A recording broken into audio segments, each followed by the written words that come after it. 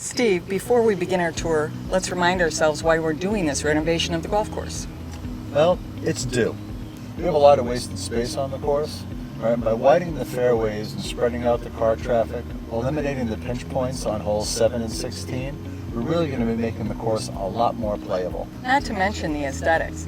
Widening the fairways is going to make the course that much more sustainable, and it's going to give Mark and his team a chance to keep the course playable even in season. I'm really looking forward to them making these changes. It's going to make the course fairer, but not any easier. And hopefully I can drop my membership to Golf Balls Galore. Doubtful. But there are financial benefits. By making the course more sustainable, it's going to extend its life by at least 50%. And that'll cost all of us less over the long term. There's a lot of good reasons to make these changes that Kip Schultes is suggesting. Why don't we go up to the range and see what's going to be happening there? Let's go. Well, here we are at the practice range. I always like to practice before a round. I play my best golf here. Me too. Well, I'm happy that they're going to be lowering the practice tees and the practice green because we'll get more stations to hit from, and more than half of the putting green will be usable. Wow. They're all going to be great improvements. Really looking forward to it. Want to go to the first tee? Absolutely. There's a lot to talk about. Well, here we are at the number 1 tees. When my mom bought here in 1997, there was a concrete cart path that ran along the right-hand side and then curved into the middle of the fairway about 130 yards beyond the tees. Seriously? Yep. Well, we've made some significant changes since then, and now we get to look forward to some really dramatic changes. Right. By expanding the fairway off to the right-hand side a little more, it'll disperse the cart traffic and have a much friendlier approach into the green.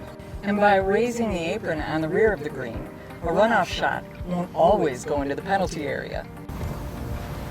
Let's go on to number 2. You know, the favorite part of my round is reading everyone else's name on the Champions Bridge signs. Oh, take heart, Steve. There's always hope. Right. Steve, a new back tee here will really make the hole more interesting, and it'll vary the landing area. And once they push back that penalty area on the left, the fairway will be a lot wider. And opening up the front of the green for a run-up shot will certainly make this hole a lot more playable. And I like the idea of the cart path running all along the right. I'm a little worried about the water behind the green, though. Yeah, but once they open up the front of the green, I don't think you need to worry about that as much. So, Mary, what do you think of the new number 3 tees? Well, I like moving the back tees away from the homes, but even better is the new landing area. Pushing the berms and buffers toward the fence line really opens up more playable area for us. And the new green complex will add challenge to a pretty short par 5. Right, but now I have to hope my approach shot's going to stay out of the water. As do we all. Not much new on number 4, Steve, except that we do gain playable space by moving our berms and buffers closer to the fence line. So much of what's behind our existing berms is just wasted. You know, number 4 is a great golf hole, and spreading out the cart traffic before it enters the fairway will make it even better. Well, speaking of wasted space, let's move on to number 5.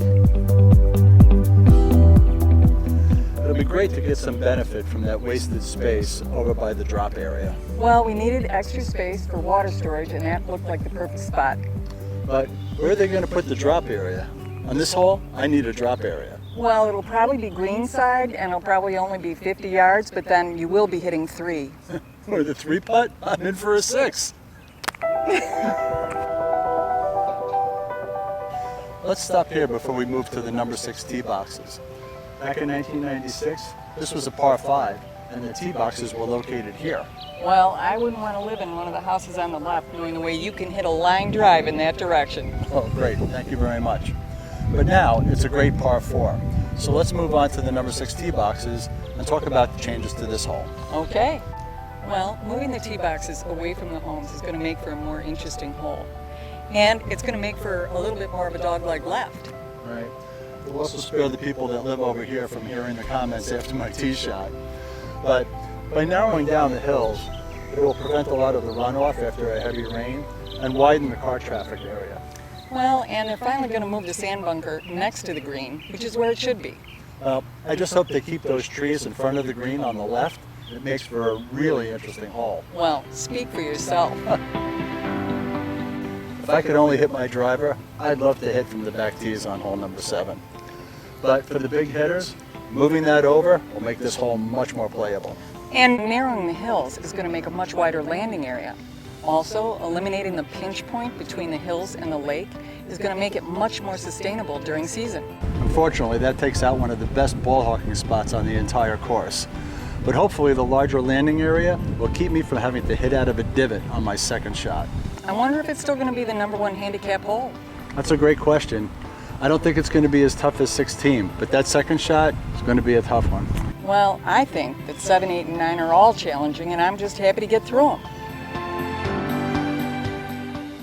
Mary, number 8 should become a lot fairer with the changes. Landing short and a bit left here is a guaranteed penalty. Unless you get a lucky bounce off that stupid weir. Doesn't happen to me. I'm always far to the right.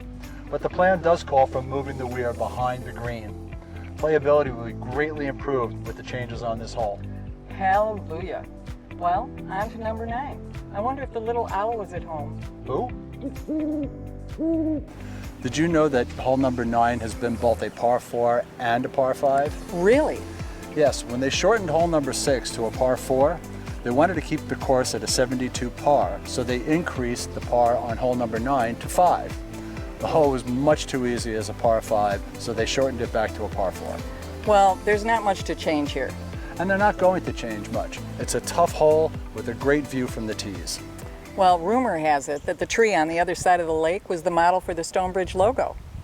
Wow, must have looked a lot different 25 years ago. Well, so did we. Ouch.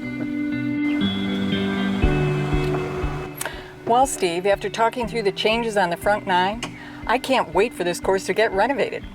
I agree. It's going to be a great 9 holes. It makes the best use out of every bit of land that we have. And some new land that will be created. I hope the members are as enthusiastic about this as we are and will vote to support it. I guess we'll know soon enough. Thank you very much for watching this video about the proposed changes to the front 9.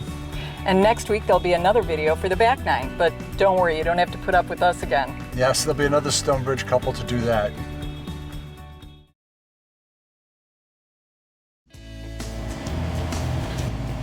I enjoyed the video of the front 9 that Mary and Steve DeLisi did last week. You think we can do as good a job as they did? Steve, you're the funniest person I know. How could we not be good? Yeah, but I'm also the most handsome guy you know. I'm like Muhammad Ali. I'm so pretty. Let's leave it at funniest. You ready to get started? Sure, but before we get to number 10 hole, do you need anything from the range? Any water or anything? None for me. Let's get started. Let's go. You ready?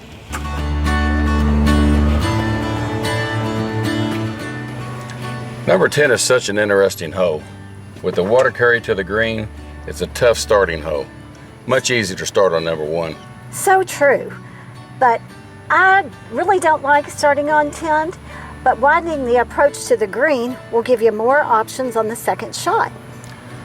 And I can't wait till they fix the contour of the green. With that mound on the back when the pin's there, it's a tough shot and it's a guaranteed bogey at best. Just like on number 6, I sure hope they keep the trees to the left near Willow Bend. It makes the hole much more interesting. That's true. Let's go check out the changes to number 11.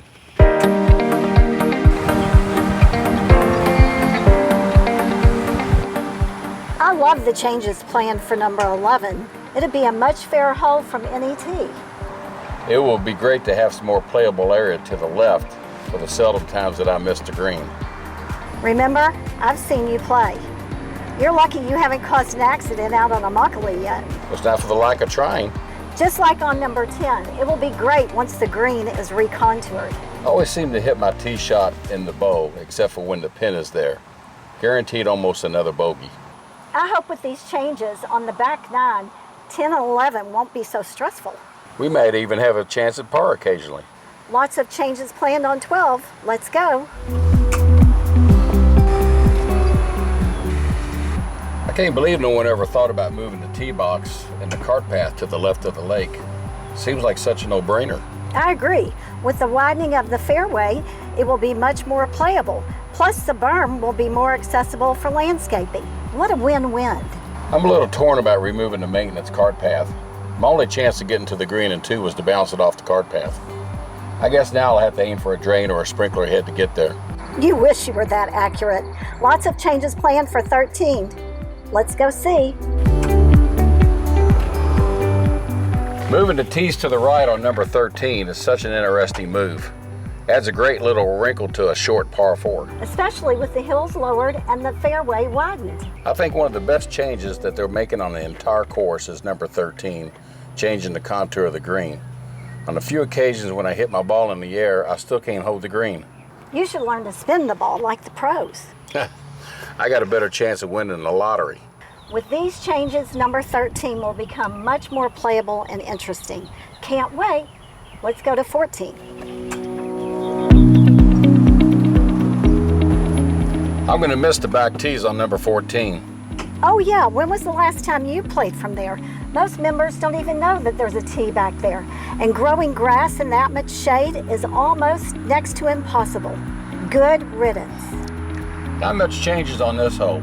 It's a good hole now, and it will remain one. Especially when they leave the palm trees in the fairway. Lots of changes planned for 15. Lots to discuss. Let's go.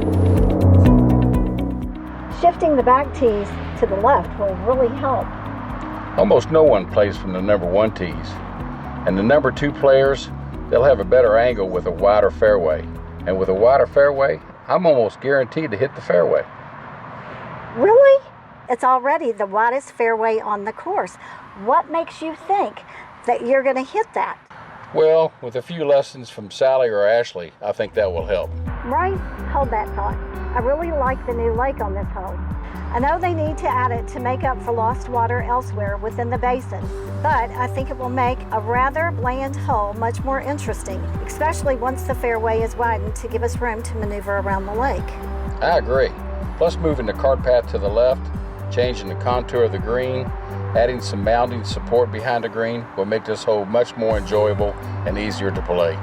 So true. It seems that most of my approach shots run off the backside of the green. Let's move on to our favorite hole, hole number 16. It's only your favorite hole because we used to live behind the green. It's a very difficult hole. I can't believe it's not the number 1 handicap. Let's go. All right. Well, here we are on number 16. Widening the fairway will definitely make this hole more playable, but not easier. It's still going to be a bear into the wind. At least we'll have a better chance of laying up if the pinch point near the tree is widened. True, but I'm still going to play this hole as a par 5 and just move on. Speaking of moving on, let's talk about the extensive changes planned for 17. I'm so glad that they're planning to move the 17 tees back to the cart path and where the 2 bridges are now. It must be really tough and expensive to maintain those bridges year after year.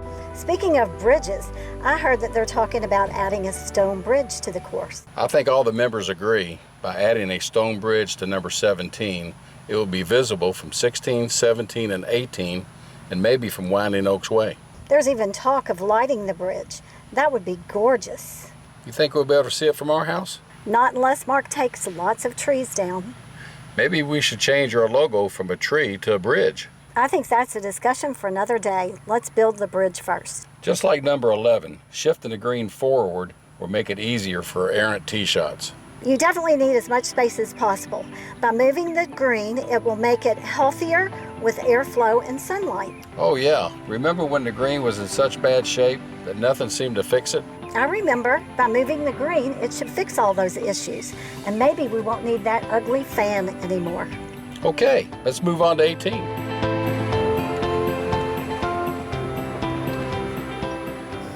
Wasn't that a great idea when Mark added the cart path to the fairway? With all that shade, it was hard to get grass to grow. Well, widening and recontouring the fairway will make that situation even better. Not to mention that every golf ball on the right half of the fairway won't flirt with the water. Especially after the approach to the green is widened, that'll give us more of a chance to get near the green without getting wet. Poor golf balls galore. They're going to struggle to survive with all these changes. I doubt that. We'll find ways to hit the ball in the water. The golf gods are mean like that.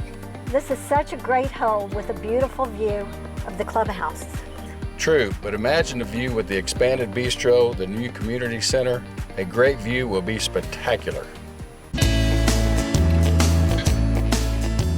I think that's enough for one day.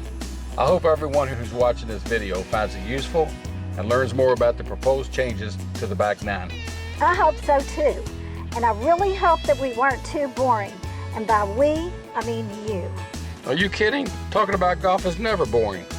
Okay, off to the clubhouse bar. After all this talking, I'm really thirsty. And the first one's on you.